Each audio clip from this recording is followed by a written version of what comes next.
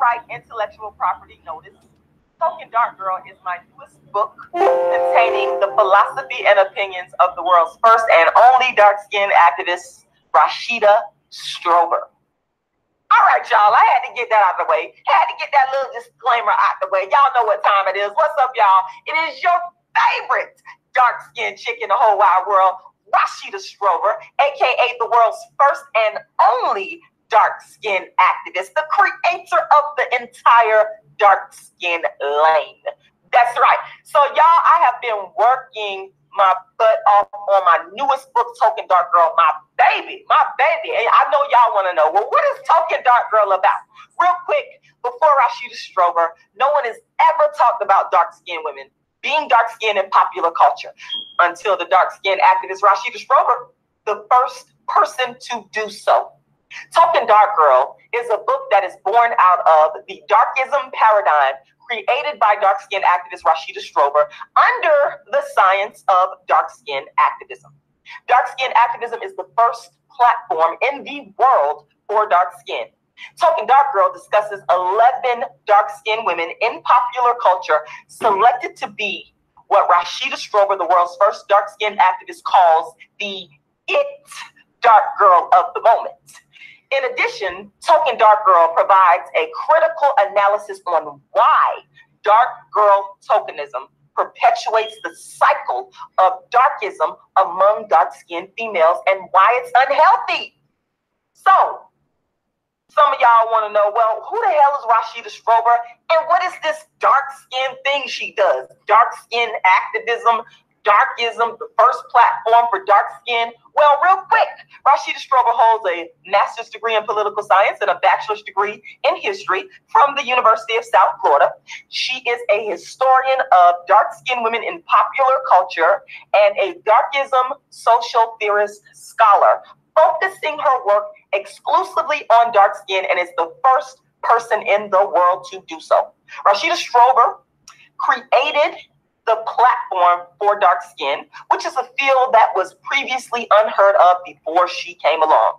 Rashida Strober is the world's first dark skin activist and the creator of dark skin activism. Rashida Strober is the first woman in history to create a movement for dark skin. She created the movement dark skin activism in 1998. Rashida Strober is also the creator of the concept or paradigm and also coined or created the word Darkism, which is also the title of her book, Darkism, 25 Ways Dark-Skinned People Are Discriminated Against, which can be found on Amazon or at queenofdarkskin.com. With more books written on dark skin than anyone in the world, Rashida Strober is the architect of the dark skin lane. She is the first author, actress, artist, and social commentator to focus only on dark skin. Rashida also stars in her award-winning one-woman play, A Dark-Skinned Woman's Revenge, that was created in 2006 as a part of the Dark Skin Activist Tour.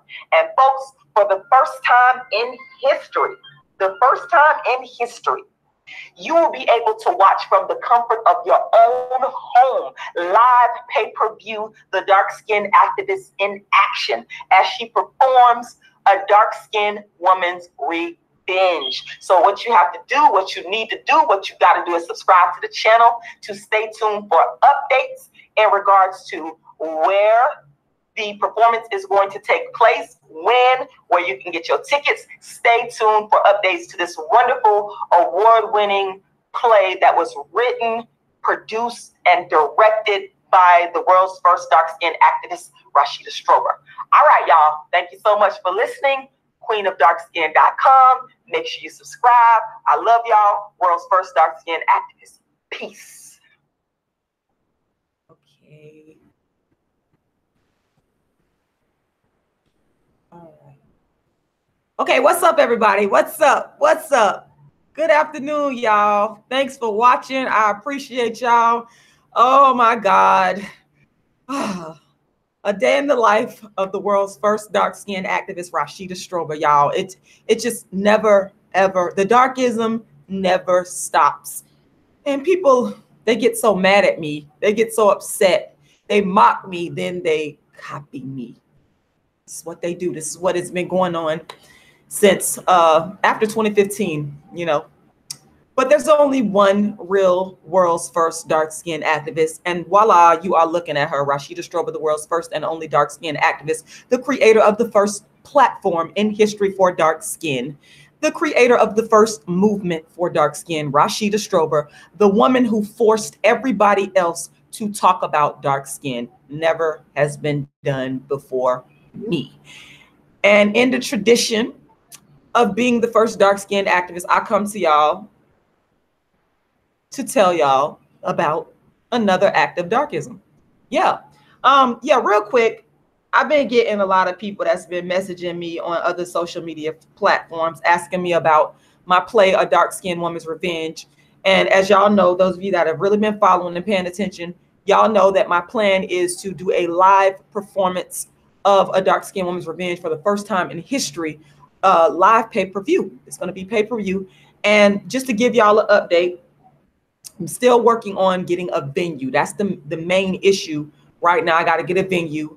And once I get that venue locked in, of course, I'm going to come onto my social media platforms and everybody's going to know where they can get their tickets at, you know, where it's going to be at, all the particulars. I'm going to be coming on here. That's why I say, make sure y'all subscribe to the channel, because I'm going to be giving you guys updates as well. It'll be updates on my website. It's going to be updates all over my social media. So y'all going to know when I get ready to drop A Dark-Skinned Woman's Revenge, which is my one-woman play. Fabulous. People absolutely love it. I have been performing A Dark-Skinned Woman's Revenge since 2006 on the Dark-Skinned Activist Tour. So just to answer that question for people that have had questions that's been hitting me up, y'all know I love y'all. Y'all know I'm going to come through, but it's a lot of hard work. The work of the world's first dark-skinned activist never stops. It's a lot of hard work. So I'm just letting y'all know behind the scenes, I am working on that in addition to completing Token Dark Girl, which I am still working on. In fact, between juggling Lauren with her homeschool, because I do homeschooling over the summer, I don't believe that children should take a break off. I don't. So even though the summer is out, she's still doing her homeschooling. We are working on Hooked on Phonics, which I taught my son how to read through Hooked on Phonics. Following that tradition, I do Hooked on Phonics with Lauren daily, and also do Kumon, which is math. So I've been working on that, juggling that with my job, and also with the writing. And also, of course, a lot of y'all know I am vegan, and I could kind of really designate myself now as raw vegan, because I've been like on raw, like raw, like for the past straight up raw foods for the past almost 3 weeks. Okay. I've been vegan for a long time. As a lot of you know, and my ultimate goal, y'all, is to be a raw vegan. Like, respect to the beautiful dark skin Annette Larkins, who I believe she's been raw vegan for like 40 years. Like, I love her so much, y'all. Also, Blackberry Academy, I know that she's a raw vegan. Shout out to you as well. You know, my raw vegan sisters out there, my raw vegan homeboy, y'all, check his channel out. Oh my God. Like, I love Black people, all people, but it's a lot of white people that's raw vegans. So, but when I see a Black raw vegan, I get excited. I get fucking happy. Like, oh my God, y'all. Like, so yeah. Check out Raw Vegan Homeboy. Check his channel out, man. He got some dope. When I tell y'all, he got some dope videos. Like, oh my God, I absolutely love watching his Raw Vegan channel. Like, so go check it out. Please do. Please. I got my show y'all what I got here today. Shake it up a little bit. Oh, and I recycle my my bottles that I get with my juices in it. This was carrot juice. I drank some carrot juice. But I had some leftover arugula, and I like to juice my vegetables because I can get in more on a day-to-day basis. So this is some arugula that I didn't want it to go bad. I bought it last week. So I said, let me just juice it, mixed it in with some tomatoes and some, what else is in here? Yellow peppers, orange peppers, and red peppers. It's a combination. So that's what this is.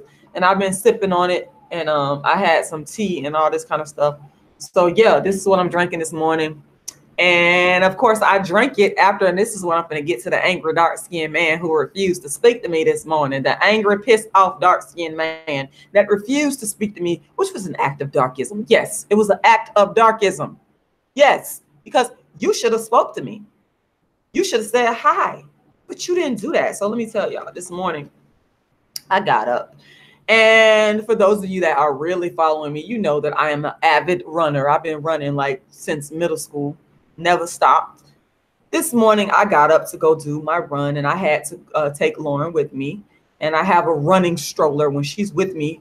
So that's why I'm telling y'all, it ain't no excuse. Just because you got kids, it ain't no excuse. Get out there, get up off your butt and run. I do it all the time with my daughter. I don't make excuses. So I got up this morning around, what time we woke up? I woke up about 6 o'clock, and I didn't want to get Lauren up so early, although I wanted to go wake her up because I wanted to go get my run on. I said, I'll let her sleep. So I think I must have woke her up around like 7, and we got up, we got dressed. And one of the things I like to do when she's with me, because it's easy to get unmotivated when you have a child. I know how it is, because it's easier when she's not here and I can just get up and go do my run, and you know, I'm free to do that. But one of the things that I do when she is here, I lay out our clothes the night before. So that way in the morning, I just get up, do what I need to do, pop them clothes on and go about my business and get my run in. So I woke up around 7 o'clock and got her dressed, made her little fruit snacks. And that's another thing I recommend. If you got a child with you, you want to get your workout in, make sure you take like a healthy snack with them to eat. So I just grabbed some, the little bottles of water like this. They usually frozen or in the refrigerator. And then I got her some grapes, put it in the bag. And then I got some frozen water. I put the frozen water inside this little bag I carry, put everything in there so everything stays cool. And I just put it in the running stroller. If she gets thirsty, she get hungry, whoop, there it is. We good to go. So we go and we having a nice little run on the trail. I went on the trail this morning, Pines County Trail, and I'm running, and you know, people are on the trail, and people walking, people skating, people running, people doing what they do. And, you know, people say hi. It's usually more white people on this particular trail than it is black people. So when I see black people on the trail, I'm actually happy to see them, because I think it's a good thing for us to be out there exercising and working out and getting it in. So I proceed to, at this stage in the game, I had stopped running. I had ran for about a good, I want to say 45 minutes, which probably was around 3.5 to 4 miles. Because I will say that when I have Lauren with me, I don't run as many miles because she weighs about maybe 35 pounds, and that's heavy. Pushing something like that. I don't know, Lauren, pushing this heavy stroller, running with her, that's not easy to do, but I get it in anyway. But anyway, my running declines when I have Lauren with me. I drop from, on average, I'm doing like maybe 4 or 5 miles when I'm by myself, drop it down to like 3 miles, 3.5 miles, because she's heavy. So I had stopped running by that time, and I was walking. We was getting our walk in. And so I see this very, very dark-skinned man. He was very, very dark-skinned, very, very dark-skinned. And he appeared to be working out, because he wasn't running, he was walking, and he had like some earphones on his head. And he had on his workout clothes. So I assumed that he was, you know, he was out there working out too. And he walks past me, walking towards me, and I look up, because, you know, I'm prepared to say good morning. Like I had saw some other black men that work for the city of St. Petersburg. And oh, yeah, they didn't say nothing to me either. So y'all think this stuff be all in my head, but I come on here and I tell you, see, I take this stuff personally as the dark-skinned activist, because one of the main goals, as you know, or you should know, and if you don't know, I'm telling you, one of the main reasons why I started the first platform in history for dark skin back in 1998 is to bring the black man back to the dark-skinned woman in balanced numbers. Bring the black man back to the dark-skinned woman in balanced numbers. That's one of the chief goals of the creation of dark skin activism, which is the first platform for dark skin. So when I run into a black man on a, any public situation, I have these triggers. I always think in the back of my mind, because of the dark skin mental abuse I underwent, not just at the hands of black men, but black people in general. But it's personal with me because I'm a black woman who adores black men. I love y'all. Okay. So it's always in the back of my mind when I run past a black man, interact with a black man in any type of situation. Do they really like me? Do they really find me attractive? I mean, and y'all can say what y'all want because I'm transparent as hell. It's what it is. I'm transparent in regards to speaking about the darkism that I have experienced in my life. And I have been doing so for years. Set the whole discussion on dark skin. That's what I've done through my transparency and my honesty. So when I walked past the first set of dark-skinned men, they were dark-skinned. They were working for the city of St. Petersburg. They was out there mowing the grass by our school, Gibbs High School. The track happens to run past Gibbs High School, and I walked past them. And to be honest with you, I spoke to them, and they didn't say nothing to me. The one guy, he just looked at me like, he just gave me this look like, who you speaking to? This is what these people do down south to dark-skinned women. So that's why I refuse to let anybody come and tell me, Rashida, this is all in your head. Y'all been saying that to me for years. My critics been telling me they want me to believe that it's all in my head. No. Because I experience darkism on a day-to-day basis with my own black men. And part of the work, a huge part of the work, is to get black men to realize you got to stop this. You can't be looking at your own women, and when they speak to you, when they say hi to you, you don't say nothing, or you give me a look. This has been going on my entire life. Y'all go back to my videos from years ago, before anybody, and this is very important, before anybody uttered a word about dark skin. I have been letting people know that this is what has been happening to me. And it's part of the reason why some people will say, oh, dark-skinned women are stuck up. Well, if you're reaching out to your own black man and you're saying hello and you're being friendly and they're giving you no response or a nasty response, it's like, how long can I keep reaching out to you and you not pay attention to me? You're not being cordial to me. I remember going back to Tommy Sotomayor. People love to say, oh, Tommy Sotomayor put you on. Tommy Sotomayor did not put me on. Let me just say this, though. Let me tell you how I ended up getting on Tommy Sotomayor in 2014. This is very important. Historical legacy. Well before anybody uttered a word about dark skin. I made a post on Facebook that said, tell a dark-skinned female that she's beautiful in a respectable way. Made this post back in 2014. I'm giving dates because people need to understand, when I say I created the first dark-skin platform, people need to understand the timeline and the history of me actually doing so, being the absolute first, the creator, the originator of the first dark-skin platform. And it's so important because people mocked me for it, and now I see a slew of people copying me. So that's why I always have to make sure I throw in the dates, because this is historical. This is my legacy. So back in 2014, I made a post that said, tell a dark-skinned female that she's beautiful in a respectable way. Again, dark-skin activism at work on social media. I've been the world's first dark-skin activist. Someone was watching my page, as people have been doing for years, watching me, mocking me, and now copying me. But at that time, someone was watching my page, and they sent the information to Tommy Sotomayor. And they were doing it in a way to try to disparage me, because they like, look at this heifer. She's telling people to, acknowledge dark-skinned women's beauty. And Tommy Sotomayor inboxed me, and he told me this. I still have the inbox to this day. Just throwing out some history. So I said that to say this, is I've always been, as a part of dark skin activism, which is the first platform for dark skin, I have always been advocating that Black men find beauty in dark skinned Black women. That's always been a part of my platform. Always. It's nothing new. Okay. Let's be clear. I'm throwing out I'm throwing a lot at y'all today. And I have to do this because people need to understand where this whole dark skin discussion came from. It stemmed with Rashida Strober, the dark skin activist, doing nothing but doing what I've been doing since 1998 in regards to the promotion of dark skin through the science of dark skin activism. And so that takes me to these Black men today. Like I said, I walked past them. I said hello.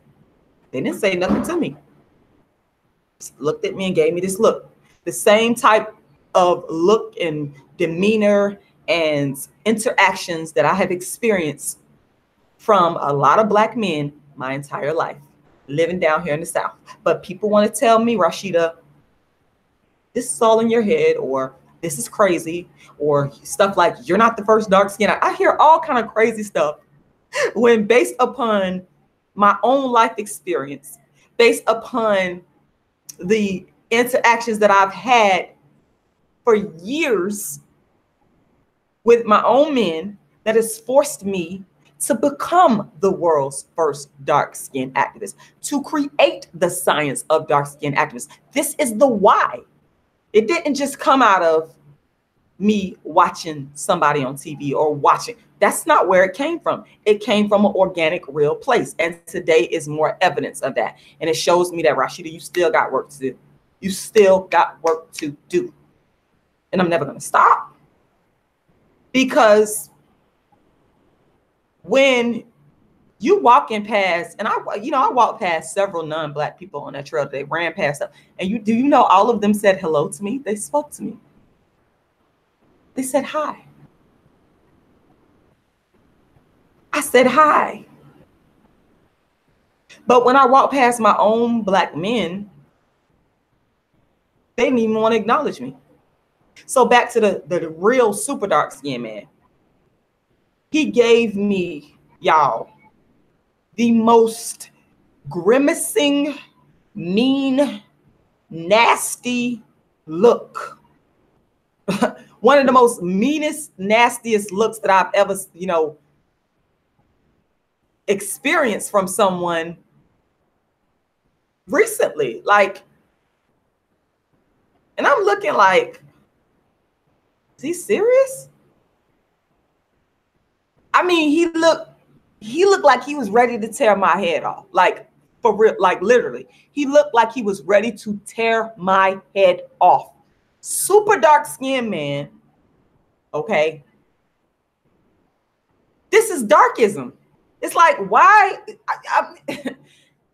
are you so angry at me? What did I do? Oh, I know. I didn't do anything but be a natural haired, dark skinned woman walking in the hot sun in Florida.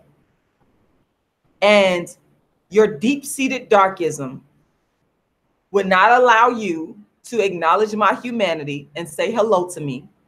Instead, you looked at me with such hatred and disdain in your eyes till it was just sickening, y'all.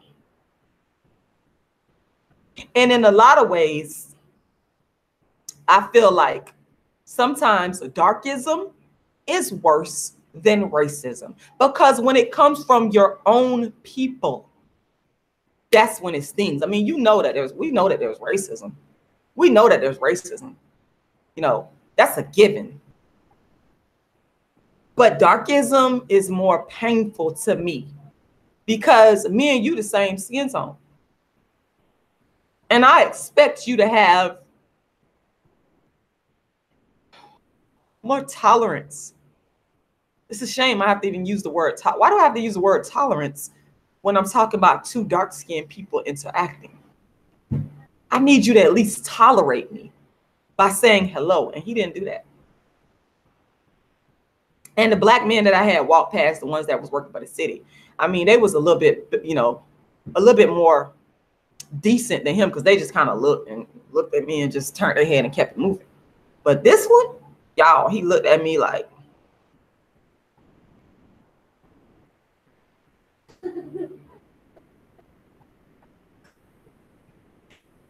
wow, he just wanted to just, I was like,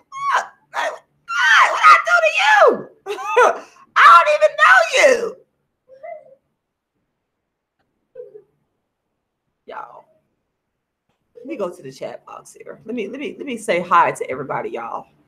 This is so therapeutic coming on here, talking to y'all, telling y'all about what these people be doing to me on a day-to-day basis. Because, you know, before I came online talking about Darkism, let me tell you, before I ever came online, I was talking about Darkism to everybody and anybody that would listen to me before there was even a such thing as social media. And one of the, you know, groups of people that I would talk about Darkism to was the people in my family. And they always would shut me down or try to shut me down and tell me I was crazy, tell me to leave a house. You know, they ain't want to hear about it. Oh, this is just all in your head. Oh, you too sensitive. And by the way, y'all, I just dropped my donation link and my, you know, my GoFundMe and my PayPal. And I'm asking everybody once again that's in the sound of my voice to please go make a donation to help me promote my latest book called Token Dark Girl, and also to help me get funds, enough funds to get the venue. I'm trying to secure a venue to perform my play, A Dark Skinned Woman's Revenge. I'm trying to do all these things at once, and it requires funding. So I'm asking everybody that's in the sound of my, and I want to say real quick, thank you very much to the people that made donations yesterday. Thank you. You're helping me to get closer to my goal. I appreciate y'all. I want y'all to know from the bottom of my heart that I appreciate every single thing that you have done for me. I appreciate y'all. It's more work to be done. Dark skin activism is always under attack, as we know. So I'm asking everybody in the sound of my voice to please make a donation. All the funds are going to go to the promotion of my book, the printing of my book, and the distribution of my book. And also it's going to go towards me securing my next venue to produce A Dark Skinned Woman's Revenge on the Dark Skin Activist Tour. And just so you know, when I produce my shows, I also do Darkism discussions that I have been doing in the community for free for years. Okay. All right. This is all a part of the Dark Skin Activist Tour. But again, I always need funding. I cannot stress that enough. That's why I'm so grateful to everybody, whether you've donated to me in the past, the present, whatever you've done. I am very grateful to you. And I want y'all to know this publicly. I always come on here and say this publicly, but I can't say it enough. Thank you to every single person, whether we've agreed, disagreed or not, because I know some people that have made donations to me. I've even disagreed with you. It's all good. I thank you for using your hard-earned dollars and putting your money where your mouth is, believing in me, and, you know, helping me to produce these shows. Last year, I was able to produce 4 shows: Tucson, the DC Black Theater Festival, Brooklyn, and Harlem. And this year, I am looking to produce my first pay-per-view show of A Dark Skinned Woman's Revenge, so that anybody, anywhere in the world, I don't care where you at, you could be in. I got fans in the UK, I got fans in Africa, I got fans all over the United States. Anywhere you at, from the comfort of your own home, my goal is to bring A Dark Skinned Woman's Revenge to you. So I'm asking my supporters that appreciate, respect, and understand how important the work I do is to make a donation. So where can you go make that donation at? You can go straight to my GoFundMe. It's easy to do. I'm sure a lot of y'all are familiar with how to use GoFundMe, make that donation. You can also go to my PayPal, and you just go to paypal.com, and I put my email address in there, my PayPal email address, which is icecreamladydream@yahoo.com. So let's see what y'all saying here about this dark-skinned man this morning that was on the Pinellas County Trail that did not utter a word to me. He was so angry. I don't know. And you know what? I don't know. And I try to be fair. I try to be fair because I know that people have the different issues that they go through on a day-to-day basis, especially being a Black person in America, being a dark-skinned person in America. I understand. We go through all kinds of things. We have to pay our bills. We have to take care of our children. Some of us are going through relationship problems. I understand. Trust me, Rashida Strober, the dark-skinned activist, understands. So I try to give people the benefit of the doubt. And I was thinking that. I was thinking, well, and I made excuses a lot. I made a lot of excuses. I've caped for Black men. Yes, I admit it. I've caped for Black men because I know what Black people and Black men go through. And I have a lot of empathy. But it hurts me when my own Black man cannot say hello. Just a simple hello, how you doing? That makes me feel good that you're acknowledging me. I want your acknowledgement. That's what dark skin activism is all about. We're supposed to acknowledge each other. We're not supposed to sit here and act like we don't. Yes? When you met Daddy, did he say hello? This is a sweet question she just asked. She said, when you met Daddy, did he say hello? Yeah, he did. She was asking me about her daddy. Yeah, he did. He's dark skinned. My soon-to-be ex-husband, he's dark skinned, and he did. You know, he was cordial to me. It took him a while. I will say that. That's a whole nother story. But all I want is acknowledgement. I feel that if the first steps to healing intra-darkism, we have to acknowledge that it exists. And we have to acknowledge that it exists in a lot of different ways. So for example, in my book, y'all know I talk about a lot about the interactions of Black people, dark-skinned people to dark-skinned people, dark-skinned people to light-skinned people, dark-skinned people to brown skin. I talk about all the interactions. And one of the things we have to do is acknowledge each other. Just acknowledgement, you know? I think that's a big part of the healing. Just to say something as simple as a hello, how you doing? That goes a long way with me. It really does. Because that lets me know that you value my human existence as a person, as a human being.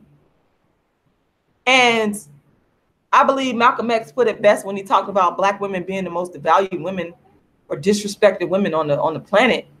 And I would take it even farther to say that dark-skinned women are the most devalued women on the planet. And so when a Black man is acknowledging and saying hello and saying, you know, in a respectful way that, you know, you're beautiful, I personally, Rashida Strober, I appreciate that. That means a lot to me because, again, what it is doing is it's serving to start as a healing point between the relationship between the Black man and a Black woman, particularly the relationship between the Black man and the dark-skinned Black woman. It's very important to me. So when that dark-skinned man this morning, when he threw me shade, I hope, you know, I'm gonna be honest with y'all. I'm gonna tell you the truth. I hope I don't see him. I hope you know what? I switch it up when I go on my little runs and stuff. I don't always go to the same place. I don't want to see him no more because he was so mean this morning for absolutely no reason. I don't know if you woke up on the wrong side of the bed. I don't know what the deal was, but all I know is I ain't do nothing to you. And I believe this. Let me say this. I strongly believe that if I was a white woman or a light-skinned woman walking past on that trail, he would have said hello. He wouldn't have looked at me with such a grimacing look. I believe he would have said, hello, how you doing? And this is by no means an attack on all Black men or dark-skinned Black men. It's not. Because there are Black men out there, dark-skinned Black men out there who are cordial, who are nice, who will say hello. So this is not an attack. I'm simply sharing with y'all my experiences in regards to darkism. And make no mistake about it. I've said it in my book, Darkism, 25 Ways Dark-Skinned People Are Discriminated Against. Darkism can take place between two dark-skinned people. A dark-skinned person can inflict darkism on another dark-skinned person. And today is a clear-cut example of that. And I'm talking about it because I want to bring attention to it. And I want people to know that we need to talk about dark-skinned on dark-skinned darkism. We cannot leave that out of the discussion. We cannot assume that just because a person is dark-skinned that they're going to agree. And let me tell y'all, more than anybody else, I am proof of that because dark-skinned women have came for me. They've been coming for me for years. They have came for me at my shows, even and I have been very cordial. I have been attacked by, yes, dark-skinned women, dark-skinned men. So darkism on darkism, dark skin on dark skin, it's been existing. I'm proof positive of that. I speak about it in my book, my new book, Token Dark Girl, and I heavily speak about it in Darkism, 25 Ways Dark-Skinned People Are Discriminated Against. And today was an example. And like I said, it's a trigger. It's a trigger to the darkism that I experienced way back in high school, where super dark-skinned men, young men, would attack me for simply being dark-skinned. No other reason. Because I know that if I was light-skinned, I would have been at the center of attention. They wouldn't have been attacking me if I was a light-skinned young lady in high school, because I saw it. I saw average-looking light-skinned women, brown-skinned women, white women, females, young ladies in high school, and also less attractive light-skinned women or light-skinned females, brown-skinned females, Hispanic females. These women were, they were no more attractive than I. The only difference, the common denominator, was the skin tone. So it's always the dark skin. That's why this book, Darkism, exists, to hone in on the dark skin. And so I believe that if I was not dark skinned, that guy would have been friendly with me. He would have said hello. He would have smiled. You know what I'm saying? He would have made some type of friendly gesture towards me. I believe that. And the same thing with the men that were working. I believe that. Because, I mean, I'm not ugly. I'm not ugly at all. I mean, when I went out, I went out and go for my runs, I'm dressed in a certain way that I feel that I look good. I look decent. I don't wear makeup. I don't need to do all of that, but I look decent. So it's nothing ugly about me. But a lot of us in our community, a lot of Black people feel that just because a person is dark skinned, particularly a female is dark skinned, she's not beautiful. That she deserves certain treatments. Cola Booth, let me talk about Cola Booth, the mother of the dark skin movement. Cola Booth talks about, and I love you, shout out to Cola Booth. Shout out to Cola Booth. I love you, Cola Booth. And I'm paraphrasing her. When she talks about dark-skinned women, she talked about her own experience.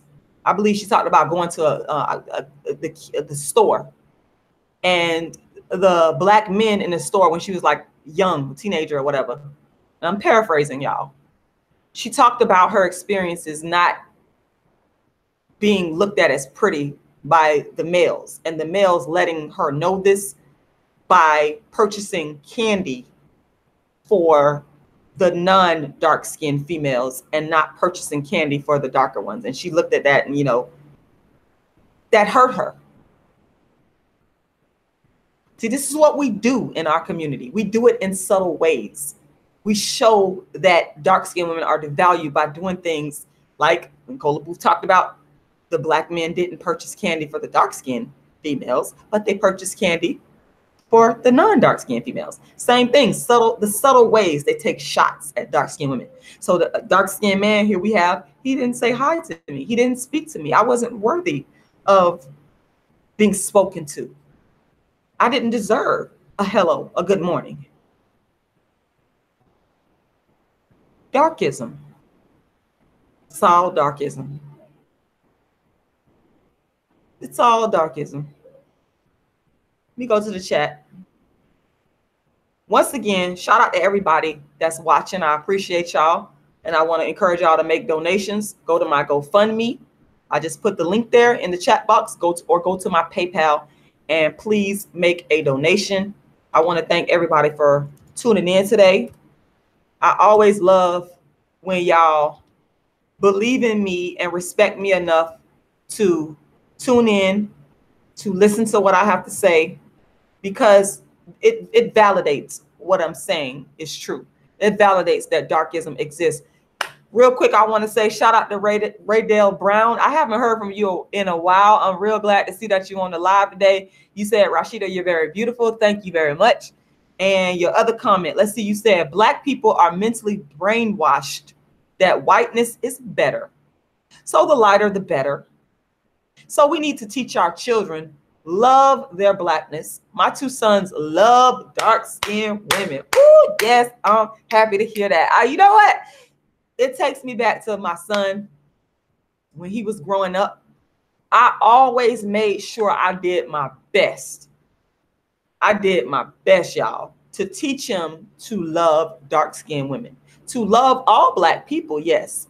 But, it's a special thing, and a lot of us don't want to admit it, but you ain't got to admit it. I'm not worried about whether or not you admit it. I'm just concerned about doing the actual work. I taught my son that it was very important for him to love, respect, and appreciate dark-skinned Black women. I taught my son that. And he will tell you, I explicitly taught my son, and I make no apologies for it, because again, dark-skinned women are the most disparaged. So if dark-skinned women are the most disparaged, then why not work to equalize dark-skinned female beauty? Again, that's always been a part of the platform of dark-skin activism, which is the first platform created for dark-skin equalization. Dark-skin equalization, that's what we need to be working to do. And yes, you are absolutely right. It comes through teaching the children. It comes through explicitly stating this message to our young Black men. We have to do this. It's very important. I want to say shout out to My Tribe TV, The Chosen. Thank you. I love you too. Let's see. We got Black woman band up. Let's see. You say they're not your men. They tell you this over and over again. Unfortunately, there's some truth to what you're saying. They not only do they tell you, but they show you in their actions. Like with this dark-skinned man walking past me today, looking angry at me, not acknowledging me, acting like I didn't exist.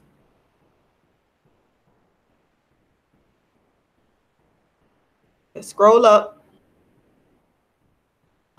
Yes, Shay 91, I agree with you wholeheartedly. You said that Black man didn't speak to you because you were too dark.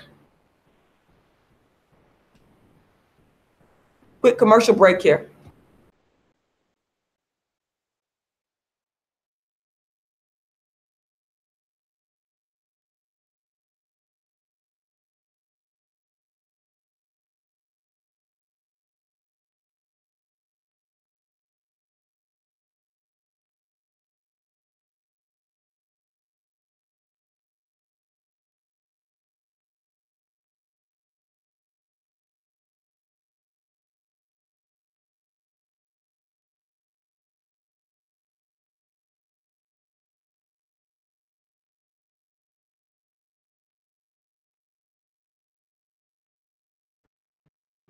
Okay, back again. Okay, so back to the chat box we go. Just trying to make sure I get in y'all comments. I'm getting better about that. Deej Talbert, good morning. You said there is no excuse for the way Black people treat each other, Black people based on skin tone, except self-hatred. Absolutely. And that's what it is. That's the elephant in the room. It's always been a big elephant in the room. This is what we have been doing to each other. We got social media where I could come and talk to y'all about it and put it on blast. But this has been going on in Black families for years. It's a part of the reason why I have such a strained relationship with my own family. And I have had it for years because I've always felt completely and utterly devalued by my own family for being dark-skinned. This is why I barely deal with them. I don't. They know what it is. I don't. And a lot of the times I've been quiet about it. I didn't explicitly say I'm not going to deal with you because you treated me bad because I was dark-skinned. But that's the root of the reason. That's the problem. It's the big elephant in the room that nobody wants to talk about. I never cared. And I'm watching on Elsa. Okay. Right, Raydale Brown. Darkism is created from racism. You are absolutely correct. And the racism started when Europeans decided to go out into the rest of the world. And I talked about this, y'all. If y'all ever get a chance to go watch my debate that I did, it's the first colorism / darkism debate that I did with Sunny Day. It's on Sonetta TV. It's right there. All you got to do is, let me see if I can pull that debate. I did a very extensive PowerPoint that's actually based on one of the books that I wrote, Theory of Darkism, that broke it down in regards to how darkism came out of racism. So let me quickly, because I'm glad you brought that up. I'm glad you brought that up. Y'all need to go watch that debate. It's actually on my channel as well. Let me see.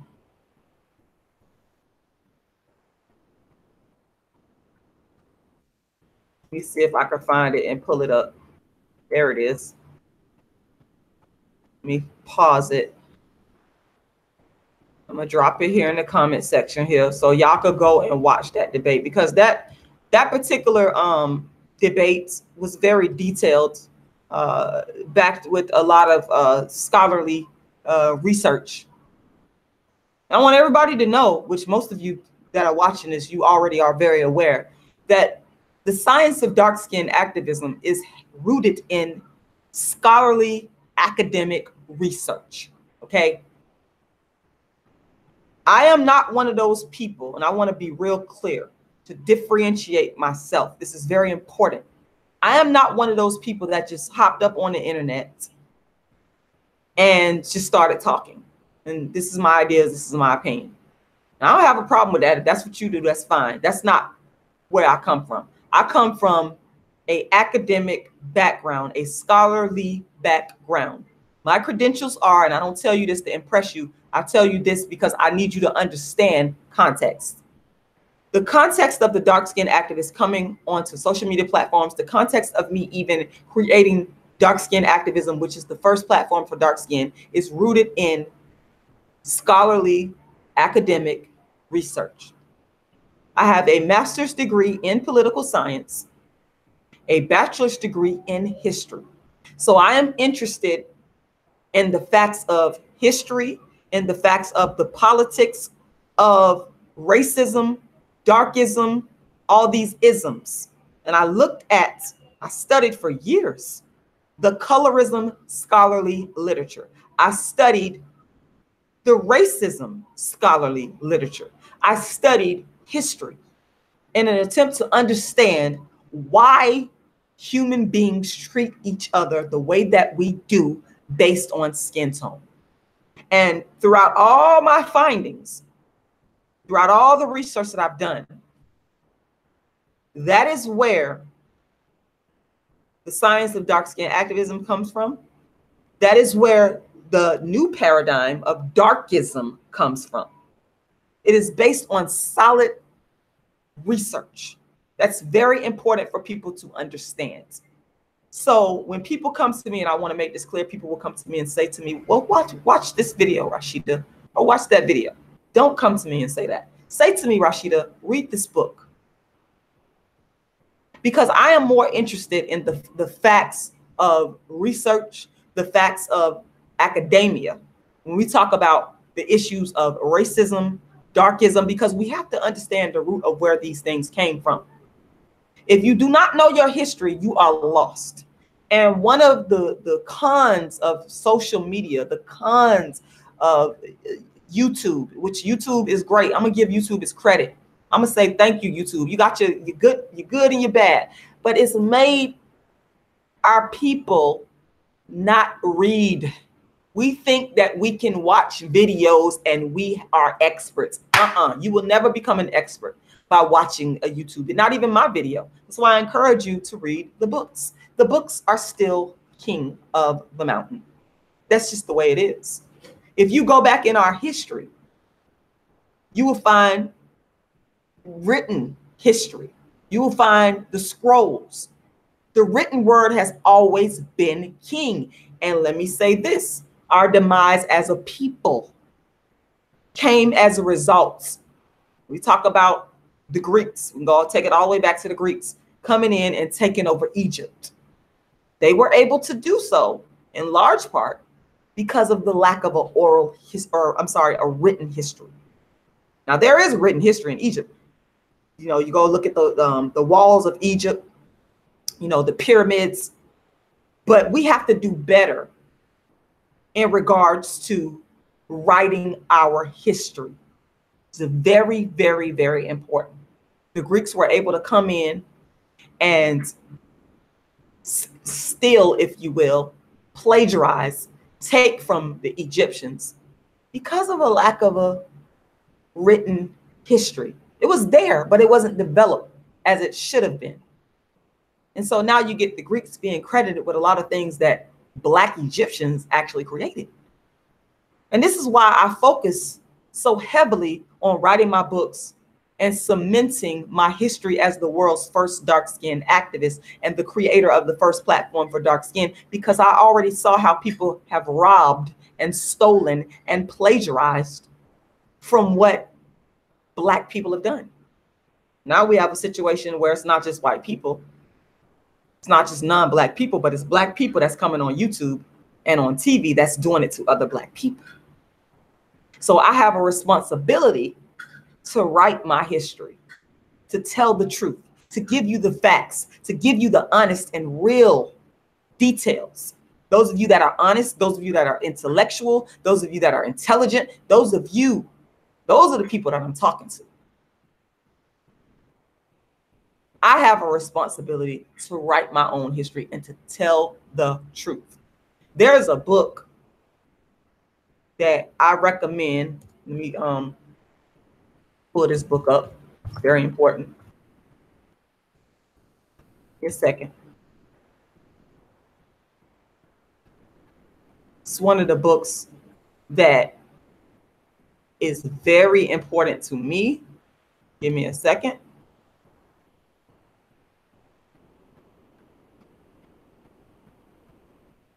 This is the one I actually have in my collection.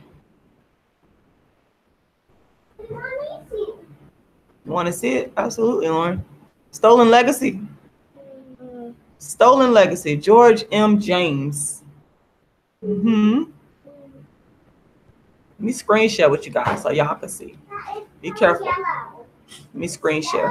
Over the cover. Right. Okay, so this is one of the books that I highly recommend that you guys read. It's called Stolen Legacy. Greek Philosophy is Stolen Egyptian Philosophy by George G.M. James. Please read this book. I read this book years ago as a graduate and undergraduate student, and I'm glad I did, because never did I imagine that, you know, when I brought the science of dark skin activism to the world, which is the first platform for dark skin, never did I imagine that I'd have my own version of this theft. You know, just like Greek philosophy is stolen Egyptian philosophy, the science of dark skin activism, same thing, has been ripped off and stolen by people, from the people on the internet to people on television since, you know, really since 2015. And as a student of history, I'm so glad that I have a historical foundation to go back and look at historical thefts like the Greeks stealing Egyptian philosophy. And, you know, people like George James having the intellect, having the foresight, having the wherewithal to do the research and write the true history and tell the truth. And, you know, I am very inspired by people like George G.M. James, because it's inspired me to make sure I continue to write the books in regards to dark skin activism and the truth of how dark skin activism came about. Because just like the Greek philosophers that came out and were not honest about the true history of Egyptian philosophy, the same thing is going on. I can liken folks on YouTube or folks on television to being the same type of thieves, the same type of plagiarizers as the Greek philosophers were. They're doing the same exact thing with dark skin activism. They're not acknowledging and being honest about their original source. So thank God I'm here, the originator of the dark skin platform, to write books, to make YouTube videos, to give commentary, to go on social media to tell the real truth. I thank God for my degree in history because it gave me a historical foundation to understand that Rashida Strober, you can write your own history as the dark skin activist. You could tell the truth and the books are going to live on. The facts of history are going to live on. So I would highly recommend y'all get this book. Get this book. And while you're at it, once again, y'all need to go to my GoFundMe and make a donation. Make a donation to help me to continue to spread the science of dark skin activism through my books, through my plays, through my social commentary. I need your continued funding. And I'm going to go ahead and I'm going to drop the information there. Again, I'm putting the GoFundMe link, and I also put the PayPal link. So please go and make a donation, make a donation, make a donation. So I'm gonna start the screen sharing. Yes. So yes, please read that book, y'all. Like, oh my God, y'all are gonna learn so many fascinating facts that you may not have been aware of. And you're gonna learn the details of just how, because it's very important that we understand the how. How, when, who, what, when, where. Let's get to the nitty gritty details, because when you start to get down to the nitty gritty fine details, you win. The truth comes out.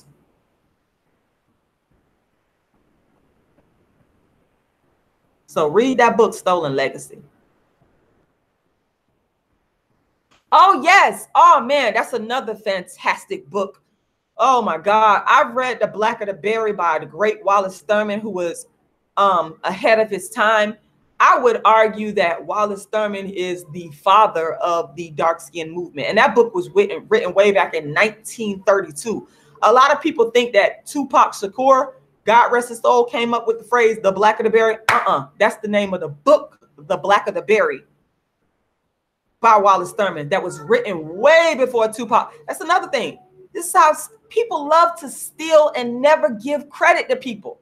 Why are we giving, as much as I appreciate Tupac just like anybody else, but Tupac, he did not create the black of the berry. Just like these folks talking about dark skin, they did not create the original platform. Rashida Strober did. Thank God I'm alive to tell my own history. The black of the berry, that phrase was originated by Wallace Thurman. Why is Wallace Thurman not getting the credit? And I've said this for years, and I'm saying it again. And thank you, Raydell Brown, because you're making me talk about it again. Let me go and Google Wallace Thurman, the black of the berry. I have talked about the black of the berry several times in my hangouts over the years. And I have a real problem when people take someone else's hard work. We talk about people think the phrase the black of the berry came from Kendrick Lamar. It didn't. It didn't come from Kendrick Lamar. It didn't come from Tupac Shakur. They're not the originators. Just like anybody that's talking about dark skin, they're not the originators of the dark skin platform. Rashida Strober is. Let's be clear. And people need to recognize it and pay homage and acknowledge it. It's sad that I'm typing in the black of the berry and Kendrick Lamar is coming up. That's a historical crime. It's a historical crime. His name should not be the first name that comes up. No, the black of the berry, Wallace Thurman. Let me type in Wallace Thurman. It's just sickening the way that people rip off and steal from each other. But let me screen share with y'all so y'all can know who the real creator of the phrase the black of the berry is. And there he is, the great Wallace Thurman. The great Wallace Thurman, who back in 1932, I want y'all to see, wrote this book, The Black of the Berry, speaking about a dark-skinned female and the experience of darkism that she was going through in the 1930s. He was well before his time. So why is it that Tupac, God rest his soul, I don't know if he ever acknowledged where the phrase came from or if he even knew, but Kendrick Lamar, I'm taking you to task. I've never heard you acknowledge where the phrase the blacker the berry came from. It didn't come from you. It did not come from you.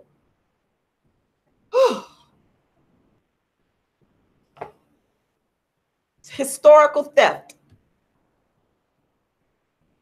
It's a historical theft. You're not the originator of the phrase the blacker the berry, Kendrick Lamar. I want to make sure that everybody hears me loud and clear in this live today in that regard. So when Rashida Strober, this is what I'm fighting for. This is what I am fighting for, y'all, because I see so many parallels to the historical theft of great works by great artists and great theorists.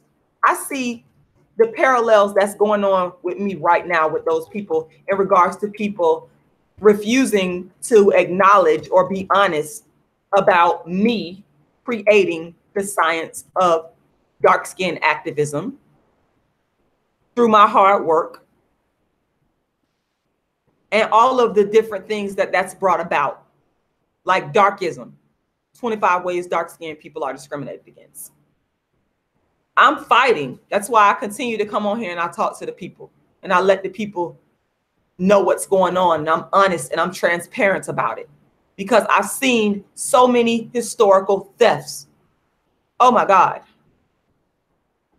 Exactly, Raydell Brown. You are absolutely right. You said what's sad is dark-skinned women are still going through what Emmylou went through. You are absolutely right. Nothing has changed. But the great thing about it is that we had Wallace Thurman, who was well before his time, honing in on only dark skin. And I wonder if people back then criticized him the way that they do me now. If people called him crazy, if people said, why are you talking about dark skin? You know, it's just really sad, y'all.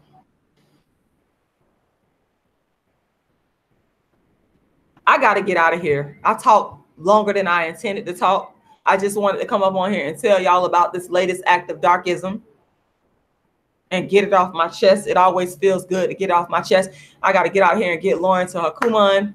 But I really thank y'all and I appreciate y'all for taking the time to listen to what I have to say today. Yes, ma'am. I don't know. We'll have to see. We have to see. I got to end my live. I got to take you to Kuman first. I got to get her out of here and get her to Kuman today. But I might be coming back on here to talk to y'all again soon. Once again, I want to thank y'all for watching. Make sure y'all go and make a donation to my GoFundMe or to my PayPal to help me to promote my newest book called Token Dark Girl. I'm also trying to produce my next play, A Dark Skinned Woman's Revenge. And my plan is to live stream it through pay-per-view. So anybody anywhere in the world will be able to watch this wonderful, beautiful performance of A Dark Skinned Woman's Revenge, which y'all gonna absolutely love. You'll be able to watch it from the comfort of your own home or anywhere in the world. So help me to produce that. Help me to make this happen. Please go and make a donation. I cannot stress that enough. I have all the information in the chat box. All you need to do is go to my GoFundMe or go to my PayPal and make a donation, y'all. I love y'all and I appreciate everything y'all do. It is Rashida Strober, your favorite dark-skinned chick in the whole wide world, the world's first and only dark-skinned activist, the creator of the first platform in history for dark skin, known as Dark Skin Activism. Rashida Strober, the world's first dark skin activist. And I'm signing out, and y'all know how I love to go out. So just bear with me 1 second. Bear with me 1 second. Bear with me 1 second. Once again, thank everybody for watching. I love y'all. I love y'all. I got some hardcore supporters out here, and I'm just really appreciative of y'all just for sticking by my side through the thick and thin, all the drama that done took place. I appreciate y'all for sticking by me and just continuing to just support me because I need it. I need all of y'all support. Hold on 1 second.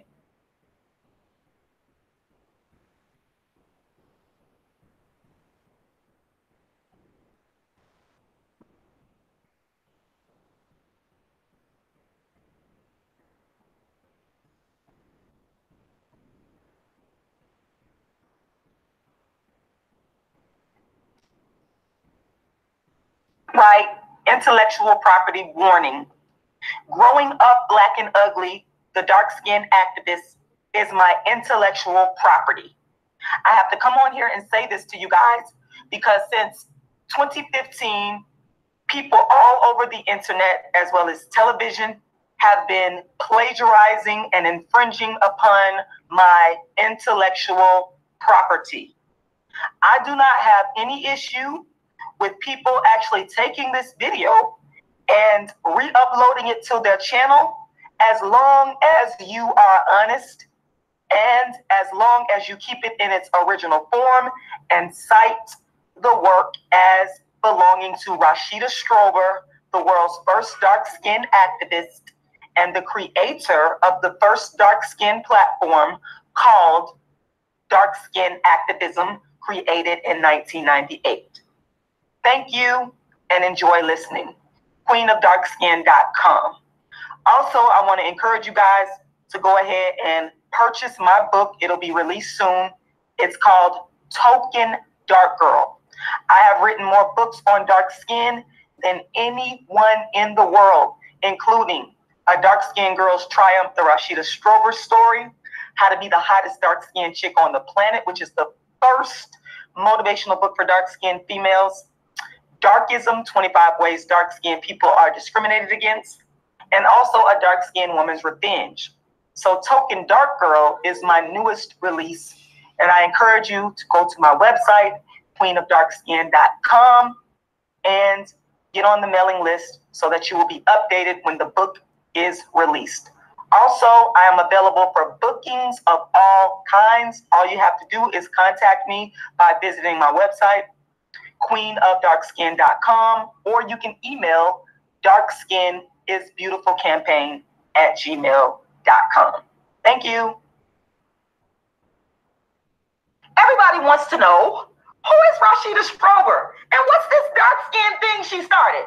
Well, Rashida Strober, the world's first and only dark-skinned activist, is the first woman in history to create a movement only for dark skin. Rashida Strober is the creator, the originator, the architect of the first platform in history for dark skin. She created this dark skin platform in the year 1998 and called it Dark Skin Activism and called herself the Dark Skin Activist. Now, since 1998, Rashida Strober, the world's first and only dark skin activist, built from the ground up the Dark Skin Activist platform into a global brand. Facts about Rashida. Rashida Strober is the originator, creator, architect of the Dark Skin platform. 1998, Rashida gave birth to dark skin activism with a speech about the dark-skinned Sudanese model Alec Weck at St. Petersburg College. From 1998 to 2005, Rashida served as an activist in her community while continuing to develop creative works around only dark skin. In 2006, Rashida created the Dark Skin Activist Tour featuring her one-woman play, A Dark Skinned Woman's Revenge. In 2009, Rashida built the first dark skin website. Also in 2009, Rashida brought the first dark skin platform to social media by creating the first channel for dark skin on YouTube and social media. In 2012, Rashida created the first dark skin show that focused only on the issues of dark skin, called A Dark Skinned Woman's Revenge. In 2011, Rashida created the concept, the paradigm of Darkism. That's right, Darkism, meaning the discrimination of dark-skinned people. And she wrote and published the book, Darkism, 25 Ways Dark-Skinned People Are Discriminated Against. Now, the book can be found at queenofdarkskin.com or Amazon. In 2013, Rashida wrote the first motivational book for dark-skinned females called How to Be the Hottest Dark-Skinned Chick on the Planet. The book can be found at queenofdarkskin.com or Amazon. In 2013, Rashida made history by appearing on TV as the first to bring the dark skin platform to the masses, by being the first to bring the bully for a dark skinned girl narrative to TV when she discussed her play A Dark-Skinned Woman's Revenge on Bay News 9. In 2014, Rashida brought dark-skin counseling online and has since counseled countless people on colorism and darkism. She is the first person in history to do colorism and darkism counseling. In 2014, Rashida introduced the Dark Skin Activist platform to the Tommy Sotomayor Show, which was previously unheard of. Since 2014, Rashida set the colorism debate standards that all others have followed by debating countless men and women on social media in regards to colorism and darkism. YouTube Rashida Strober interviews. In 2015, the dark-skinned activist brand became famous and known to millions because of the Kendrick Lamar beef Rashida had with Kendrick in regards to colorism and darkism. In 2015, people all over the world wrote about the dark-skinned activist Rashida Strober, including The Breakfast Club and Charlemagne, making Rashida Strober Donkey of the Day for being the dark-skinned activist and calling out Kendrick Lamar's colorism. In 2017, Rashida was an opponent in the first colorism/darkism debate with another woman on Sonetta TV. Rashida Strober is the first artist to focus her work only on dark skin. Rashida Strober is the first author to write only on dark skin. Rashida Strober has written more books on dark skin than anyone in the world. Rashida Strober has written more plays on dark skin than anyone in the world. Rashida Strober is the creator of social commentary on dark skin. Rashida Strober is the first actress to initiate performances only on dark skin. Rashida Strober is the first debater to focus only on darkism and colorism. Rashida Strober is the creator of the paradigm darkism. Rashida Strober is the undisputed queen of dark skin, as evidenced by her stellar record that stems back to 1998 when she built the first dark-skin platform called Dark Skin Activism. queenofdarkskin.com. Especially to the African-American community, really more than just that, to the world in general. Ladies and gentlemen, welcome to 950 Lounge, the lovely and super talented Rashida Strober. Welcome to the show. Thank you. I'm glad to be here. Thank you. Without question,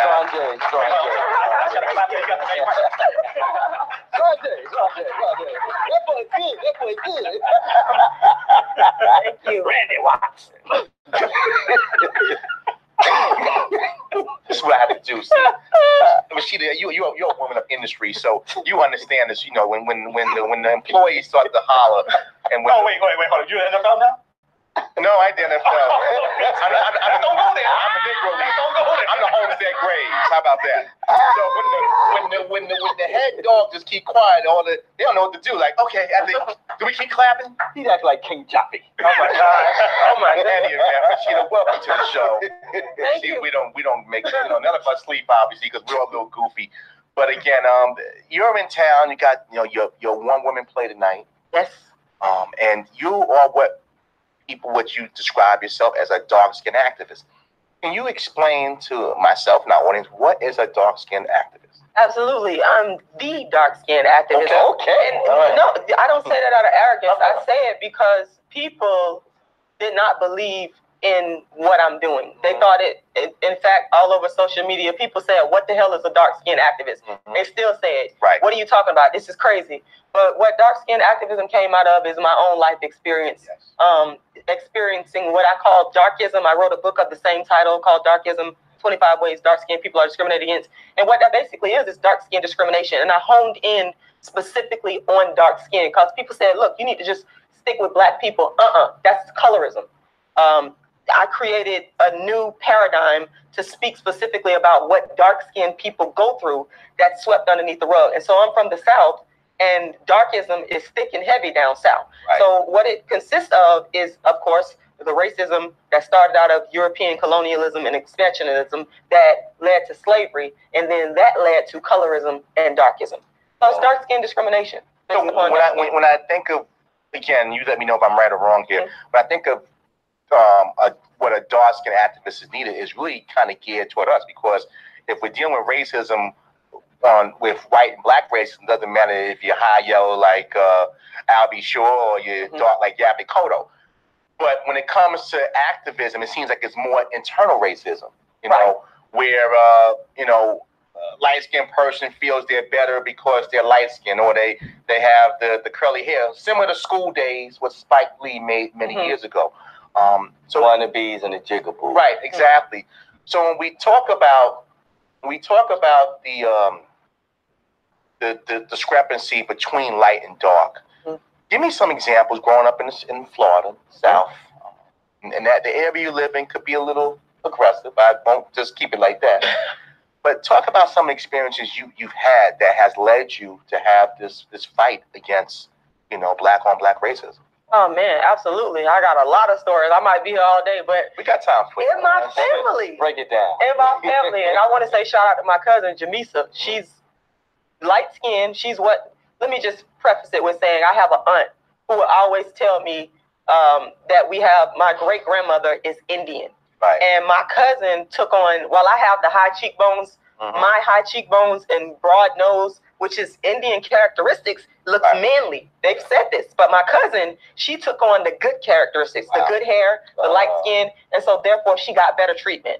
She got told she was beautiful, she got money, she got attention, all the things that a child, especially a girl, would want growing up. She got it, I didn't. Right. That's darkism in my family. And they